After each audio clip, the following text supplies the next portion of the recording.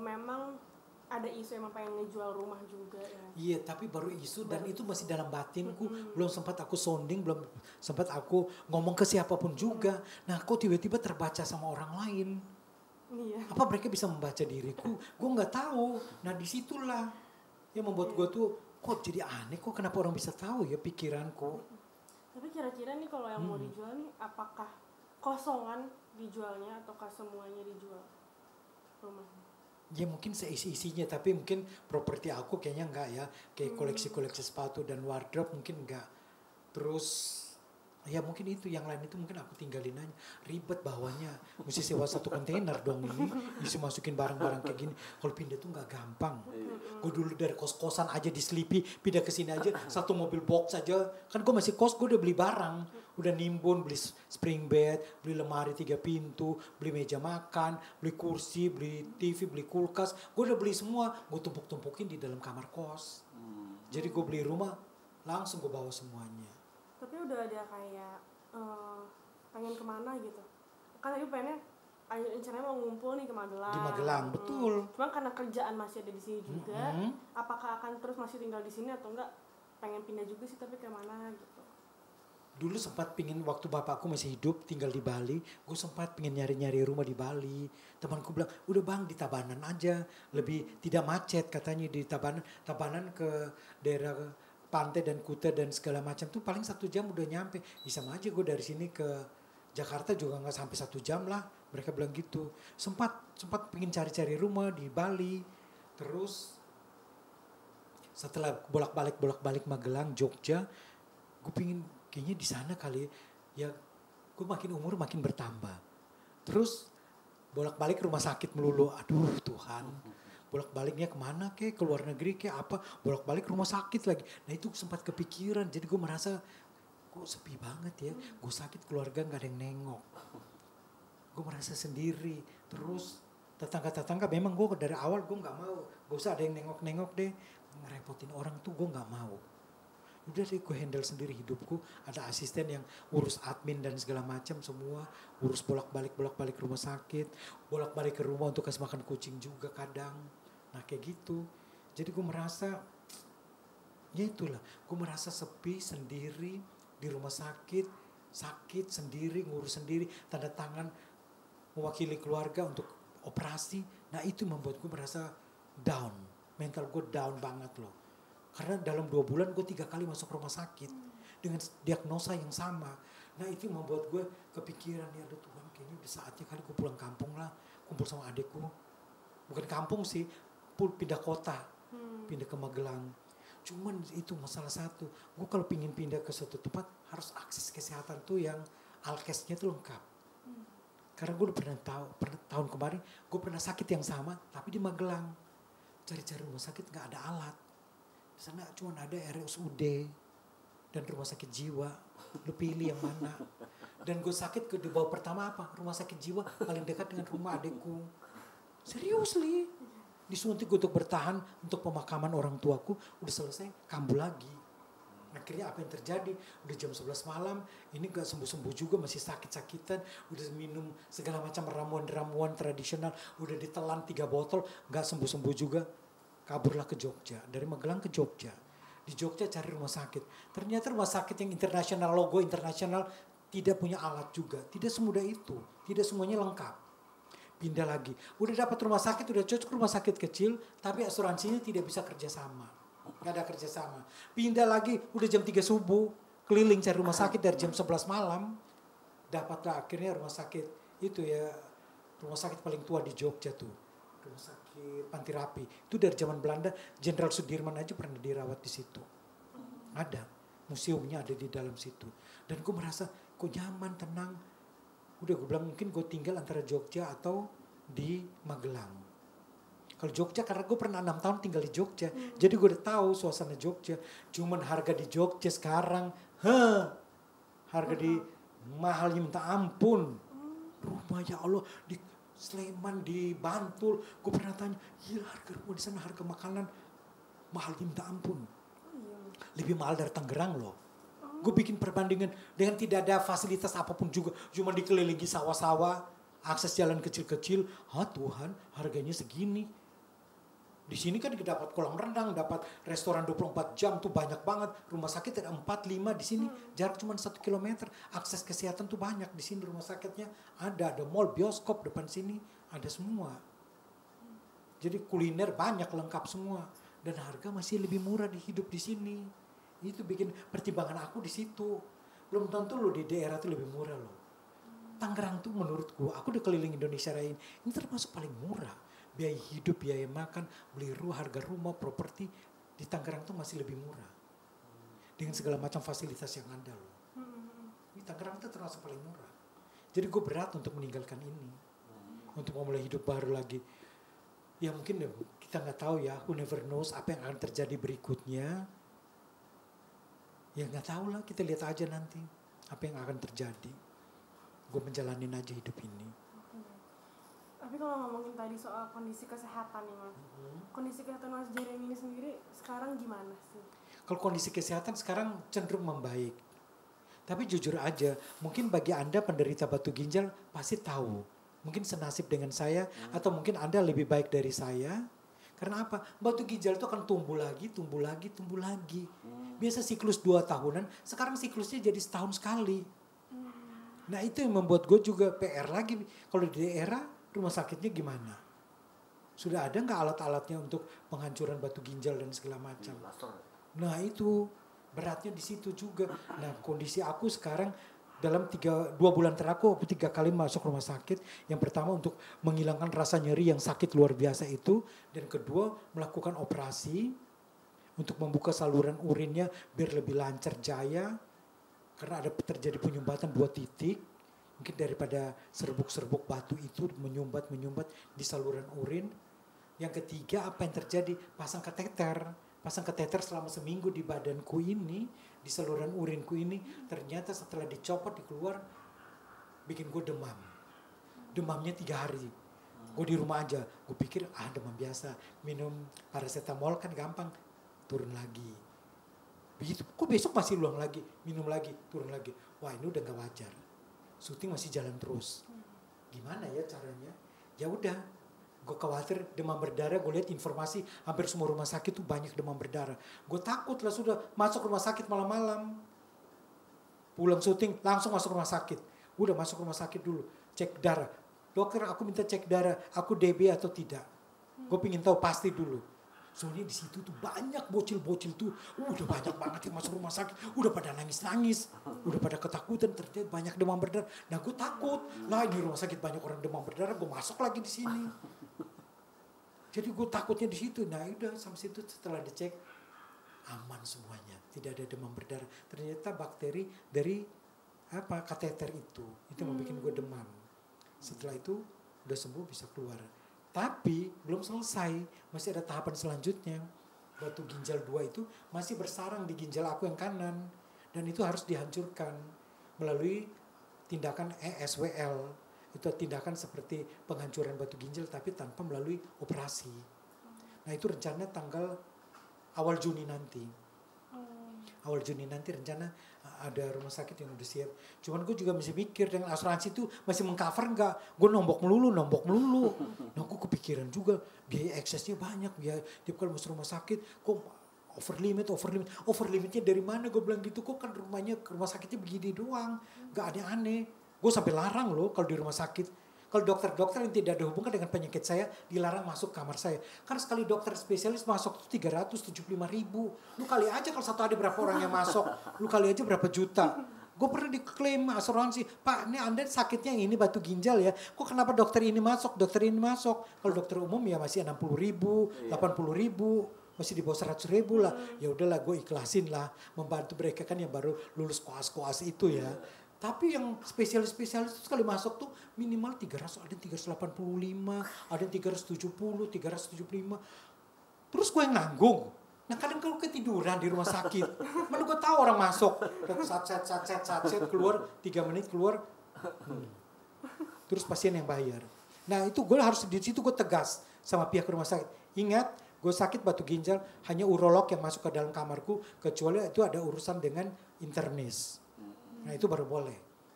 Kecuali ahli gizi oke lah, kan dia harus menjelaskan makan dan minuman yang harus gue konsumsi kan. Ya oke lah kayak gitu. Kalau selain itu jangan masuk-masuk. Lu kalau nggak tegas kayak gitu nanti masuk aja. Dan gue dari situ, dari rumah sakit gue ultimatum. Ulti dari awal sebelum gue masuk. Ingat tidak ada dokter-dokter yang tidak berkepentingan dilarang masuk. Mau sekedar foto-foto kayak apa, lu masuk enak di lu. Gue yang bayar, asuransi nggak mau bayar lo kayak gitu. Iya. Gitu. Oke, baik. Nah, kalau misalkan tadi kan Mas Jeremy sempat ngomong katanya ada anak angkat. Itu benar gak sih? Aku dibilang anak angkat ponakan kandungku sendiri. Dia sekarang SD kelas 5 lagi dididik untuk calon pemain bulu tangkis nasional. Jadi dia sudah SD, dia sudah juara di tingkat Jawa Barat dan segala macam. Angelo Teti namanya. Terus dipersiapkan untuk jadi pemain bulu tangkis nasional. Sekarang lagi TC-nya, training centernya di Kudus. Nah di Kudus itu kan pusat pelatihan bulu tangkis kan banyak gitu. Kan disponsori oleh raksasa-raksasa bulu tangkis itu. Jadi gue nyaman. Dan sekolahnya sehari cuma 2 jam doang, homeschooling. Di sekolahan itu dapat beasiswa dan segala macam. Semua udah ditanggung. Pagi sore lu kerjanya bulu tangkis. Dan gue ingat, gue pernah jadi reporter bulu tangkis, gue pernah wawancara Susi Susanti waktu menang di Olimpiade Atlanta tahun 96 itu. Gue tanya, Mbak Susi berapa lama tinggal di Platnas? 16 tahun. Kebayang gak untuk menjadi seorang pemain atlet dunia 16 tahun tinggal di Platnas. Jadi gue bilang, kamu udah siap gak untuk sekolah dia masuk ke Platnas kayak gitu, untuk TC seperti itu, training center seperti itu. Dia siap dan dia mau inisiatif dari diri sendiri, tidak boleh dipaksa oleh siapapun. Dan dia cerdas untuk urusan dunia bulu tangkis nasional dan internasional, dia kuasai semua. Lu mau tanya apa aja tentang bulu tangkis dia tahu semua. Nah itu gue bangga sama dia. Udah lu kalau masalah uang aman, gue bisa backup. Apalagi dia dapat beasiswa, jadi gue tenang. Ringan dari gue. Nah kayak gitu. Nah gue udah persiapkan dia rencana, karena gue jadi bapak baptisnya dia waktu masih Mbak Orok. Jadi gue rencana rumah ini mau diwariskan ke dia. Tapi kita kan nggak tahu ya hidup ini ya, up and down. Dunia ini berputar dan terus berputar. Ya kita nggak tahu lah. Semuanya bisa terjadi apa aja. Nah kayak gitu. Kita balik lagi nih Mas. Dengan isu yang katanya rumahnya mau dijual ini, sebenarnya kayak jadinya kayak sedih juga nggak sih kalau misalkan ngeliat lagi gitu. Kayak jadinya bimbang lagi nggak ya, gue bakal jual juga nggak ya gitu. Betul, itu konflik batin aku. Rumah ini bagian, mungkin orang menganggap rumah itu adalah benda mati. Tapi yang menempati itu kan orangnya, kalau orang dari awal yang menempati itu merasa ini bagian dari kehidupan. Rumah ini bagian dari kehidupan, siklus kehidupan aku yang setiap hari gue bagaimanapun juga tetap kembali ke rumah ini. Mau pergi kemana tetap balik lagi ke rumah ini. Jadi gue merasa bahwa rumah ini bagian dari hidupku, bagian dari soulmate aku. Jadi gue sulit untuk melepaskan. Jadi dilema buat gue sendiri. Akhirnya gue yang memulai, akhirnya gue sendiri yang bingung sendiri. Banyak orang datang nawar, agent properti DM gue banyak banget. Bang mau dijual berapa, mau dilepas berapa, tanah luas berapa, bangunan berapa, ini mau dijual berapa, letaknya di mana, posisinya di mana. Sampai orang datang mau nawarin rumah. Ya Tuhan, gue sampai kepikiran jadi, aduh bentar dulu deh. Gue urungkan lagi dulu untuk sementara ya. Untuk sementara kita nggak tahu lah. Ya sebetulnya harga cocok, nah gue cus kabur dari sini. Tapi nggak juga loh, nggak semudah itu. Gue hidup bukan selamanya masalah uang, kenyamanan batin. Gue merasa surga rumah ini. Bagi saya rumah ini adalah surga. Karena apa?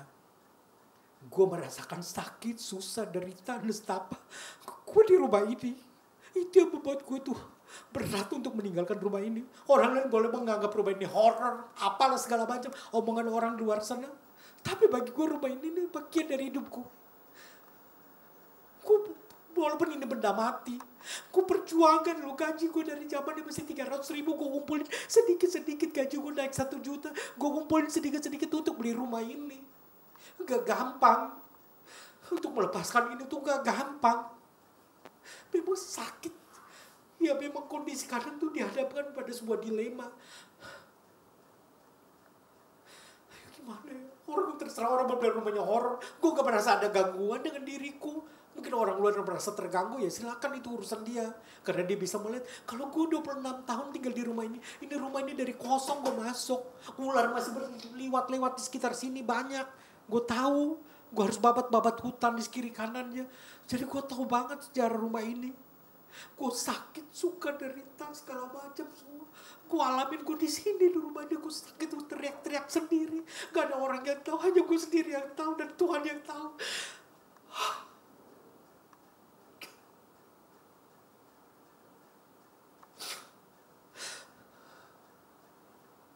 Gak semudah itu untuk melepaskannya. Terserah orang mau ngomong apa, gue terserah.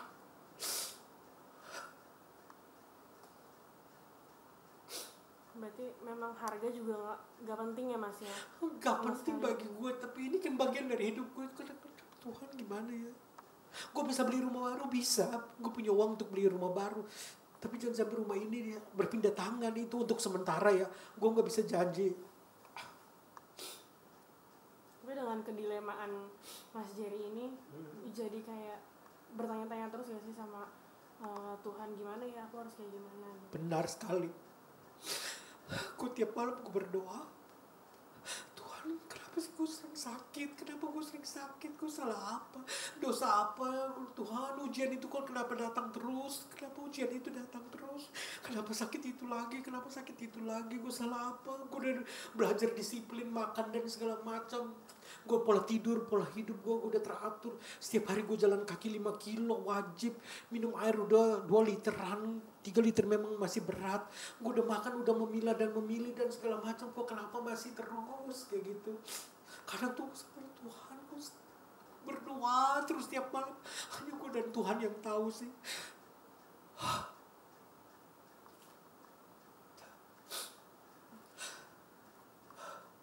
Berat sih, hidupku berat. Memang itu konsekuensi dari gue memilih untuk hidup sendiri. Ya salah gue, ya udah memang salah gue. Gue tidak menyalahkan siapapun juga. Mungkin di luar sana ada pemirsa insert yang senasib dengan saya untuk memilih hidup sendiri. Harus kuat. Kita harus bisa menghandle diri kita sendiri dalam kondisi apapun sampai titik darah terakhir dalam hidup ini. Anda harus bisa menghandle diri Anda sendiri, memanage diri Anda, memanage kehidupan Anda. Kalau bisa semua dilakukan sendiri, lakukan sendiri. Gue sakit-sakitnya malam-malam juga gue kabur, gue nyetir sendiri ke rumah sakit. Sampai dokter bilang, ini jam 3 subuh ngapain? Sakit banget dokter, kok kayak gitu. Belum batu itu sakit banget kalau bergerak, bergeser sedikit. Itu yang kadang gue minta tolong tetangga. Gue inget ada yang masih belum tidur nggak? Gue lihat dulu ada yang online, langsung gue telepon. Berapa blok dari sini, Bang, tumben belum tidur. Iya, gue belum tidur, gue susah tidur, gue insomnia. Bang, bisa minta tolong gak? Lu kenapa? Ada apa Jeremy? Minta tolong dong, antar aku ke rumah sakit. Gue udah gak kuat, gue udah sakit banget. Udah jam 1 malam itu. Aduh Tuhan, gue bilang ini gimana? Datang di mobil, kau sama mobilku ada 2, gue bilang gitu. Bisa kamu pakai, gue udah panasin mobil, gue udah tunggu di depan, gue udah sakit-sakit. Gue sampai tidur, tetangga gue gak mau sampai ada yang tahu gue sakit malam-malam hari. Gue gak mau ngerepotin orang. Udah gue tetangga yang sebelah sana aja, dia insomnia, gue tahu. Jadi gue suka telepon dia, Bang, tolong antar aku ke rumah sakit dong, urusin admin. Untuk rumah sakit jaraknya cuma sekiloan dari sini, jadi gampang. Nah itulah. Sorry. Ya itulah konsekuensi untuk memilih hidup sendiri ya. Beginilah rasanya. Apa-apa harus dihandle sendiri. Tapi gue kan tipe orang yang tidak mau merepotkan orang lain. Gue begini karena gue dari kecil, dari SMP kelas 1 tahun 1980, gue sudah hidup sendiri lepas dari orang tua. Gue hidup sendiri. Sampai tamat SMA dan lanjut kuliah di Jogja, gue hidup sendiri. Sampai sekarang. Jadi gue tuh kadang kalau ada orang di rumah aja gue merasa gak nyaman. Ada asisten aja, dia tidur di bawah, gue tidur di atas, kayaknya gue gak nyaman, gue juga turun ke bawah. Kayaknya ada sesuatu, ada orang dalam rumah aja gue gak bisa tidur. Gue gelisah jadinya kayak gitu, karena terbiasa hidup sendiri. Mungkin psikologis orang seperti aku, mungkin ada gak, mungkin orang-orang yang terbiasa hidup sendiri, lepas, mungkin yatim piatu atau apapun dia pernah hidup sendiri dari kecil sampai gede. dia mungkin merasa mungkin seperti aku atau beda, saya nggak tahu deh apa yang gangguan, aku ada gangguan mental. Aku juga sendiri bingung dengan diriku sendiri, ya Allah gue udah tua ngapain sih gue aneh-aneh kayak gitu. Itulah kondisiku sekarang seperti itu. Oke. Sorry ya. Nggak apa-apa loh. Kalau tadi kayak gitu gue kadang tuh